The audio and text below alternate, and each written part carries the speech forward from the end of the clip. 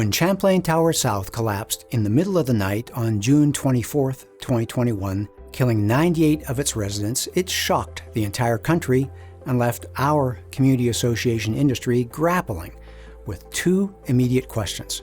How could this have happened? And how can we prevent it from happening again?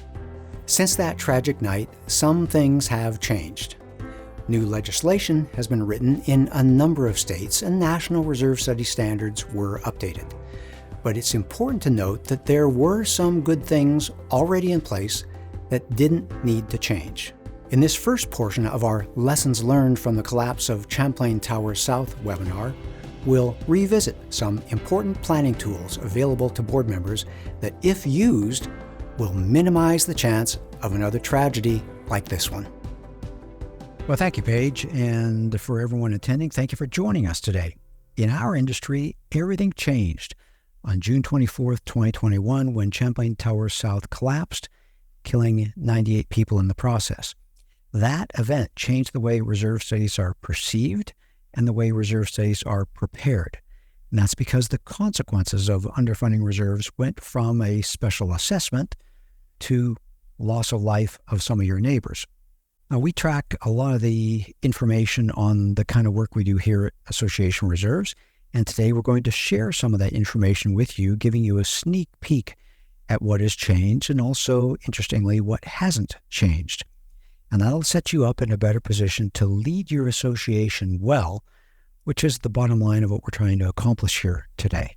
This is the outline we're going to use, walking you through a clear understanding of the foundation of reserve planning. And then after that, we'll tackle the changes.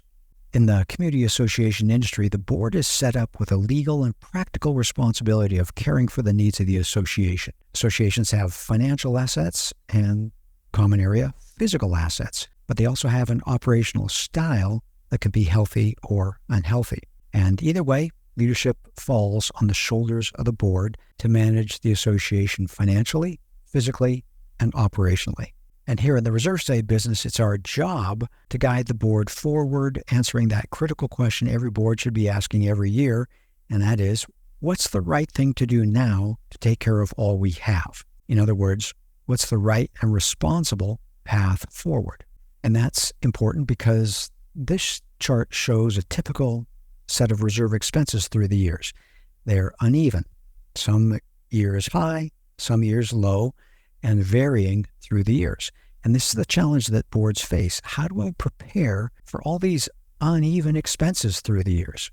Well, it helps to see how a reserve study is assembled. And every reserve study has three parts. It starts with a component list, which forms the foundation by establishing the list of the projects that occur and recur through the years. Then, based on the component list, we calculate reserve fund strength by comparing the needs of the association to the funds you currently have set aside in reserves.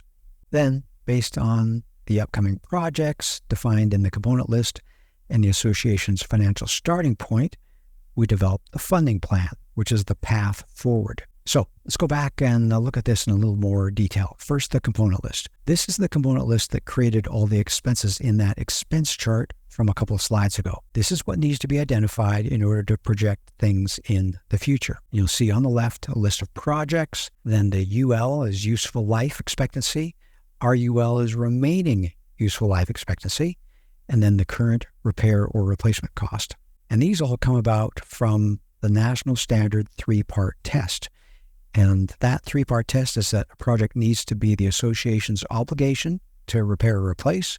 It needs to be reasonably predictable, and it needs to be above a specific cost that is significant to the association, not the little things that can slip into the operating budget.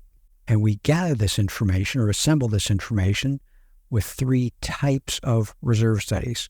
There's a full reserve study, which is essentially a create from scratch. There's an update with site visit where we come back to the property and put our eyeballs on all your assets and look and see and evaluate. And there's an update no site visit where we update the reserve study based on correspondence with the client. Corresponds with the client, telephone calls, sometimes with the association's major vendors, but it's just communication without going on site. Now, another way to think about this is a full reserve study typically only needs to be done once we establish that the property has 185,000 square feet of asphalt and 76,000 square feet of roof. You don't need us to remeasure that every time we come back on site. Now, I've got an asterisk by the with site visit update because that's something that has changed. Since Champlain Tower South, a with site visit update every third year has now become national best practice. So I want to highlight that. And then in the in-between years, you have the no site visit update to help you stay on track of how costs have changed, rebalance based on how much cash you have in the reserve fund. But this is how we gather that information and reestablish that component list. Then we go to reserve fund strength. And this is identifying the meaning of the cash that you have in reserves. If you have $100,000 or $500,000, you still need to know, is this good or bad?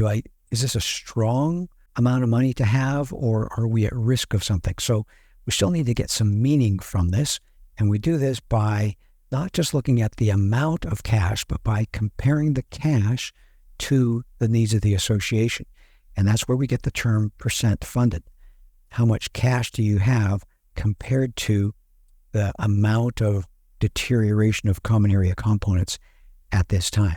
And then third, we come to the funding plan. And often when it gets to reserve funding, it seems like what we're talking about is a wheelbarrow full of money every month, every quarter, every year. But you have to remind yourself that owning real estate is expensive, and deterioration is also a normal part of life. Everything wears out or gets old. So to maintain the assets of the association, to fulfill its job, to take care of all the common areas, physical, financial, operational parts of the association, the board needs to offset the deterioration with cash set-asides to keep the association in balance, to keep it from sliding into a state of decay. At Association Reserves, we make the present less stressful and the future more secure. If you want to join us in this mission, please like this video and subscribe to our channel. Leave a comment down below on what you'd like to see us address in a future video. Let's plan for your best future.